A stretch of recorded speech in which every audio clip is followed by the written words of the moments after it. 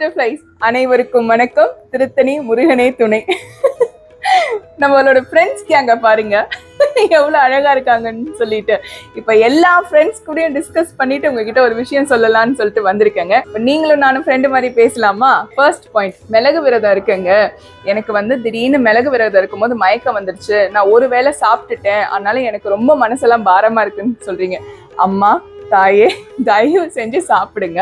ஏன்னா சாப்பிடாம வயிறு பட்டினி போட்டு முருகர் உடனே உங்களை கோச்சிக்க மாட்டாருங்க.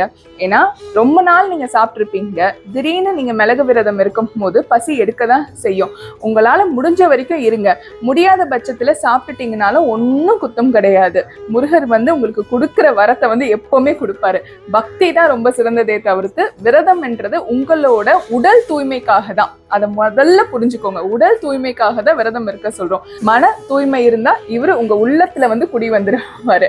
ரெண்டாவது, நிறைய பேர் வெளிநாட்டுல இருக்கவங்க ஸ்லிப்பர் போட்டு வேலை செய்யலாமா அப்படின்னு கேக்குறீங்க. அந்த காலத்துல எல்லாம் நம்ம தரையெல்லாம் ரொம்ப சுத்தமா இருந்தது, இப்பெல்லாம் எங்க சுத்தமா இருக்கு?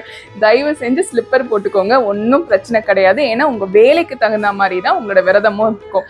நம்ம ஏதேதோ வேலை பண்ணிட்டு இருப்போம், அந்தந்த வேலைக்கு தகுந்த மாதிரி உங்க விரதத்தை நீங்க மேற்கொள்ளுங்க. ஸ்லிப்பர் போட்டுக்கோங்க, காலுக்கு கிளவுஸ் போட்டுக்கோங்க, கேப் போடுறேன்னா போட்டுக்கோங்க, ஷேவ் பண்ணிக்கிறேன்னா பண்ணிக்கோங்க. இதெல்லாம் உங்களோட தனிப்பட்ட விருப்பங்களை பொறுத்து இருக்கு.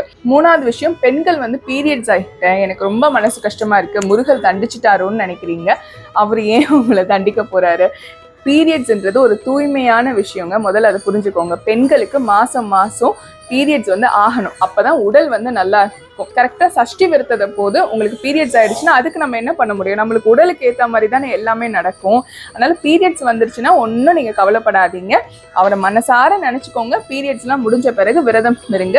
சூர சம்ஹாரம் போது விரதம் இருக்கிறேன், ஒரு நாள் விரதத்தை பத்தி கேட்டீங்க. நான் இன்னும் 2 நாள்ல அந்த வீடியோவும் உங்களுக்கு போட்டுடுறேன். அப்போ கிட்ட போடும்போது உங்களுக்கு கொஞ்சம் ஈஸியா இருக்கும். மற்றபடி முருகர் என்ன சொல்ல சொன்னார்னா, பசிக்குதுன்னா தயவு செஞ்சு சாப்பிடுங்க, எந்த தெய்வ குத்தமும் கிடையாது.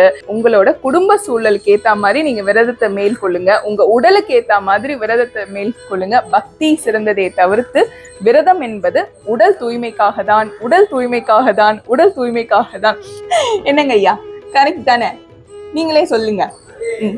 எங்க ஐயனே சொல்லுவாரு, எங்க குழந்தையோட உடல் தான் ரொம்ப முக்கியம், மனசு என்ன குறிக்கோளை வச்சிடுங்க, எல்லாமே நல்லபடியா நடக்கும்னு சொல்லிட்டு. நன்றி வணக்கம். ராஜா கிட்ட இருந்து நன்றி வணக்கம், எங்களோட பெரியவர்கிட்ட இருந்து நன்றி வணக்கம், இன்னொரு பெரிய மனுஷங்கிட்ட இருந்து நன்றி வணக்கம். நன்றி வணக்கம். திருத்தணி முருகனே துணை.